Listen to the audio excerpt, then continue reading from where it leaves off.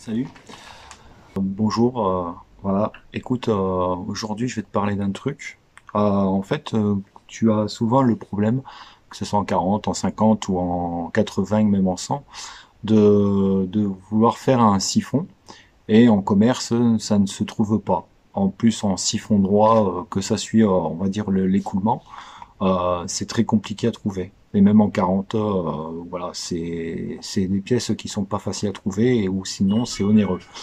Donc je vais te montrer un système en fait en gros que ça va te permettre de faire un siphon et tout en étant le moins cher possible et vraiment une astuce qui marche très bien. En fait, en gros, j'ai mis une gouttière au niveau de ma terrasse. Mais comme il pleut, souvent je nettoie ma terrasse et tout, du coup il y a toute cette eau qui tombait au sol ici, ce qui n'était pas génial. Euh, du coup, en fait, quand j'ai fini par l'écoulement, donc tu vois, là tu as la sortie. Attends, on va mettre la lumière. Voilà. Donc tu as là l'écoulement qui rejoint l'écoulement de la ville et hop, dans les égouts. Du coup, tu vois là-bas, j'ai fait mon petit siphon. Alors, je vais t'expliquer par dessin comment j'ai fait, hein, mais c'est très efficace. Donc voilà, tu vois, c'est un siphon qui permet que les odeurs ne remontent pas. Alors, pour fabriquer ce siphon, qu'est-ce qu'il te faut? Il te faut un thé avec un droit, comme ça. Donc là, avec la partie mâle, là, la partie femelle. Et là, bien sûr, de toute façon, c'est une partie femelle. Donc, tu as ton tuyau qui vient comme ça. L'eau, elle va aller comme ça. Du coup, là, tu as une partie mâle. Il te faut un coude. Donc là, la partie mâle, il te faut un coude comme ça à 90 degrés. Avec la partie mâle ici. Et là, c'est une femelle qui rentre dans le mâle du thé. Du coup, un deuxième coude qui vient comme ça. Ouais, je fais grosso modo, hein, désolé. Hop. Du coup, là, il te faut la partie femelle. De toute façon, les coudes, tu n'as pas mâle-mâle. Hein. Tu as toujours mâle-femelle ou femelle-femelle. Donc là, une partie femelle hein, et la partie mâle ici. Que l'eau, en fait, circule bien et qu'en fait, ça rentre à chaque fois dans le bon sens. Donc ici, tu as la partie mâle. Donc là, il te faut un T comme ça. Bon, et ça sera peut-être pas très droit, hein, désolé. Tu vois. Donc là, il te faut un T avec la partie femelle ici. Donc là c'est femelle et femelle. Hein. Donc là, c'est trois femelles. Donc en fait, il te faut un T, trois femelles et un T, deux femelles, un mâle. Voilà. Ainsi, si tu dois acheter les pièces, ça sera plus facile pour toi. Donc là, après, tu as ton tuyau qui continue, hein, avec l'eau qui part dans les égouts par là. Donc, ici, moi, ce que j'ai fait, c'est que j'ai mis un tampon de visite. Ainsi, je peux le dévisser si jamais un jour il y a un bouchon, et ben, que je puisse passer quelque chose pour pouvoir pousser les déchets ou déboucher quoi. De l'autre côté, tu peux mettre de nouveau un tampon de visite si tu as envie. Voilà. Mais moi, ce que j'ai fait par contre, c'est que j'ai mis une réduction donc de 100, enfin non, de 80, pardon.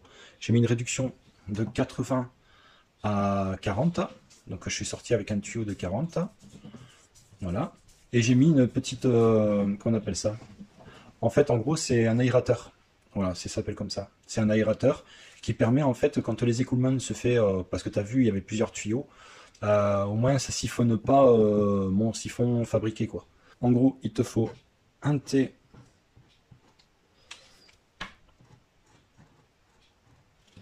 Alors, avec femelle, euh, femelle, femelle et mâle. Ça, c'est un T qu'il te faut comme ça. Deuxième T, il te faut femelle, femelle et femelle. Après, il te faut deux coups de mâle, femelle.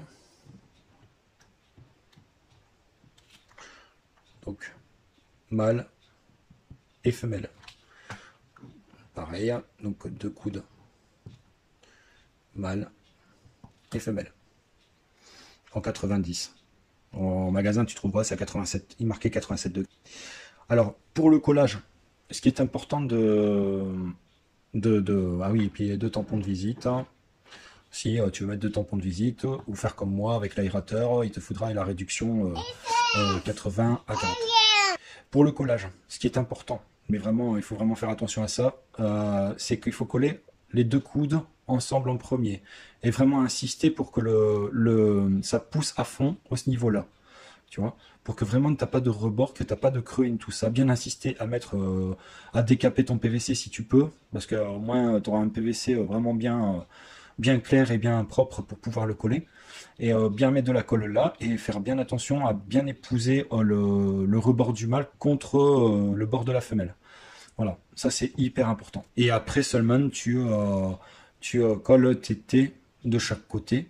Et en fait cette pièce tu peux la faire avant de la mettre sur la tuyauterie. La colle, bien que ça soit l'un contre l'autre. Ça va te paraître qu'en fait ça va partir un petit peu comme ça. Tu vois.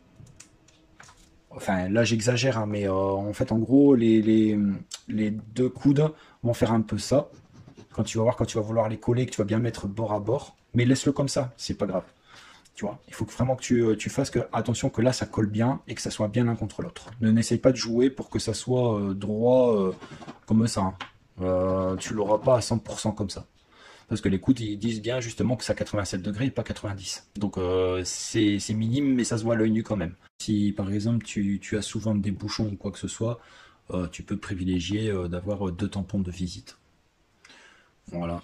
Et puis peut-être à la limite, si tu veux avoir tes 2 tampons de visite, tu peux peut-être mettre une selle là. Tu vois, mettre une selle. Ou alors un T, hein, mais bon, un T c'est beaucoup plus cher. Tu mets une selle avec une sortie par exemple 40. Et là tu mets un bout de tube que ça dépasse ton siphon. Tu vois, tu mets un bout de tube. Et là par contre tu peux mettre ton aérateur. Tu peux mettre ton aérateur là, quoi. Ça, c'est possible aussi. Mais mets-le du coup. Alors voilà, oui, un peu de plus près ce que ça donne. Donc là, tampon de visite. Là, c'est la vanne qui permet d'éviter les vites siphons. Vous voyez, donc là, c'est vachement collé l'un contre l'autre. On ne voit pas le d'écart. Vous voyez. Et là, c'est pareil, il faut faire de même au niveau des T. Vous voyez. Vraiment, c'est vraiment bien collé. Alors moi, direct après le T, vous voyez, j'ai mis un 45 degrés. Pour qu'en fait ça part directement en pente, donc pour aider à la circulation de l'eau et pour que ça soit bien plus rapide et surtout de ne pas avoir une stagnation trop forte là, juste assez pour éviter les odeurs. Donc après, vous voyez, j'ai agrandi en 100 et voilà, ça part à l'évacuation des eaux usées.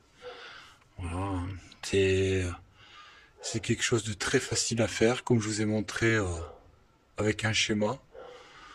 Donc moi là ça c'est pas obligé de le faire, moi je l'ai fait et vous voyez c'est du côté des eaux usées et pas du côté de là où j'ai ma terrasse, sinon ça servirait strictement à rien. Vous voyez, donc et ça marche impeccable, il n'y a pas vraiment de souci avec ça.